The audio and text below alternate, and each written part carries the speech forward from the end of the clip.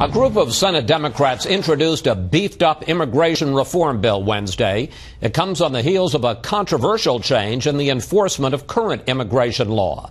A change that senior White House Foreign Affairs correspondent Wendell Goler reports some see as an end run around the will of Congress. Arizona's Tea Party accused the president of trying to impose by executive order an immigration reform measure Congress rejected last year. Hands on the car. But Homeland Security officials say the aim is to focus on deporting criminals who are here illegally, using prosecutorial discretion that predates the Obama administration. A customs enforcement memo released last week lists 19 factors prosecutors can consider when weighing deportation, including the person's pursuit of education in the United States and whether the person or the person's immediate relative is served in the military. Neither consideration is new, but both are elements of the DREAM Act, which aims to provide a path to citizenship for the children of illegal immigrants. Democrats plan to reintroduce the legislation soon. I want the DREAM Act to be the catalyst for comprehensive immigration reform.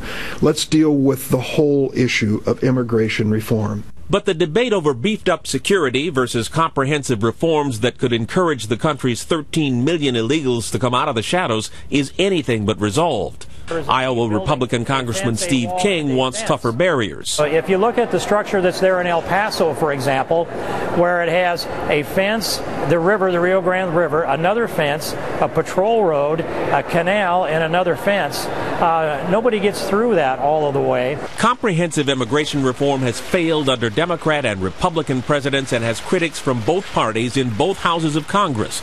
A Latino Decisions poll indicates it's the most important issue facing Hispanics, eclipsing the economy and jobs. And census figures show Hispanics are changing the electoral map. In 2012, there'll be a fifth of the vote in Texas, a quarter in California, and a third in New Mexico. Something Hector Sanchez says both parties need to take note of. So far, we haven't seen the delivering of the promises from both parties when it comes to immigration reform. And I think the Latino vote and the Latino community is very aware of that issue.